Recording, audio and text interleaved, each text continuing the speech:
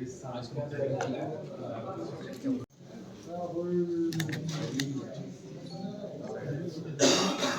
Camera पे एक बार देखो।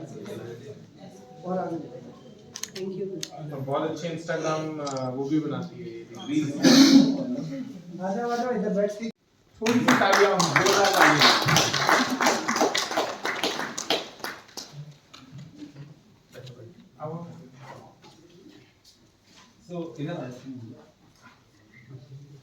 नया इम्प्लांट या कोई वॉल्व आया है उसके अराउंड बात होता है, बट आज का जो दिन है, आज हमने जो प्रेस कॉन्फ्रेंस रखा है, इसका उद्देश्य बड़ा सिंपल है। We are here to talk about a courage of a 11 or 12-year-old kid and she is entering in her teenage and जो आप सबको मैं ये बताना चाहता हूँ कि डॉक्टर अर्चित ने भी बताया है कि थर्ड सर्जरी हुई है, और हॉस्पिटल में अक्सर hospital ecosystem is generally known to be a very non glamorous ecosystem, unlike airline, unlike lifestyle brands, वहाँ पे काफ़ी कल्चर, काफ़ी अच्छा सर्जरीज को करते करते अगस्त, तो हमारे पास काफ़ी इनफ टाइम है कि हम ये बोल सकते हैं कि she has recovered from it.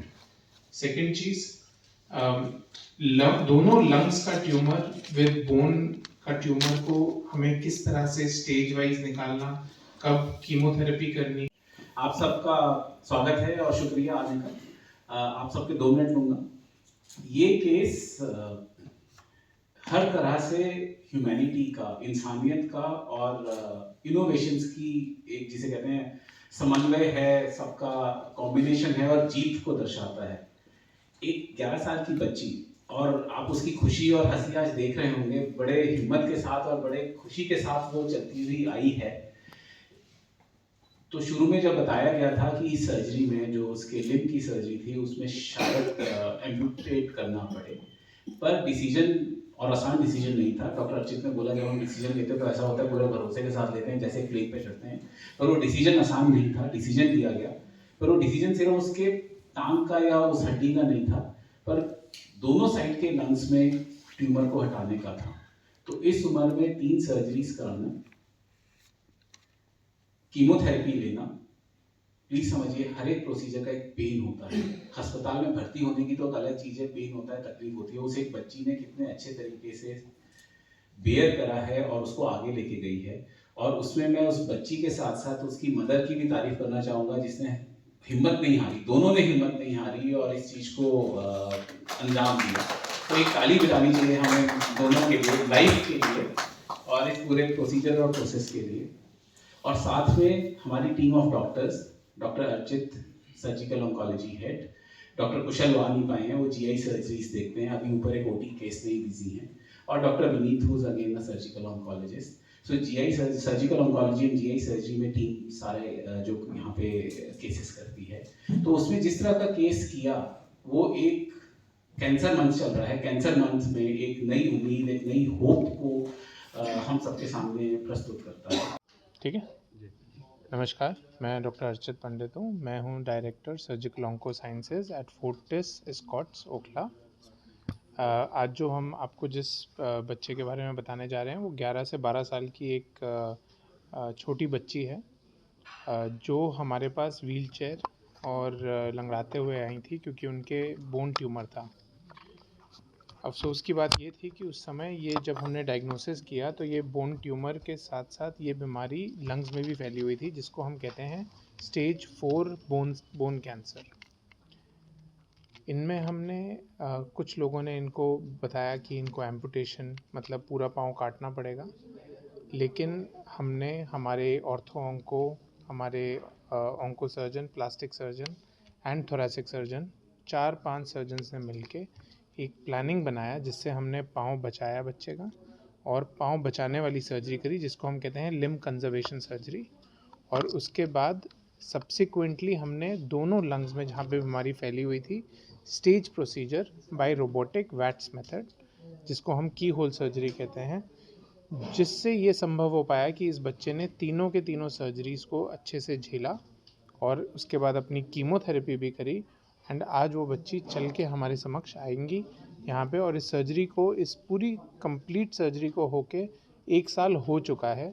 हमने आज से पहले इसलिए नहीं बताया क्योंकि ये बहुत रेयर होता है कि बोन के कैंसर जब दोनों लंग्स में फैल जाते हैं तो उसमें भी हम क्योर अचीव कर सकें।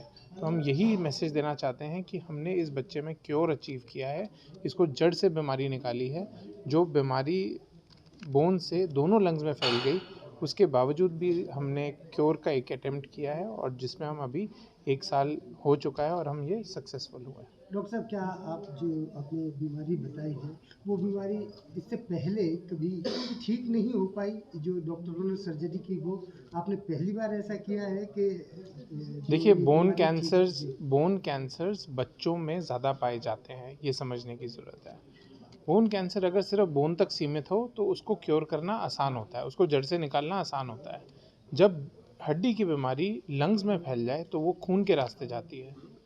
उसमें एक प्रॉपर प्लानिंग, बहुत मेटिकुलसली ऑर्गेनाइज करना, उसको एग्जीक्यूट करना इस बच्चे में एक चैलेंज था। 3 सर्जरीज बच्चा झेल ले और इतनी कीमोथेरेपी झेल ले, वो एक बहुत बड़ा फीट है हमारे लिए।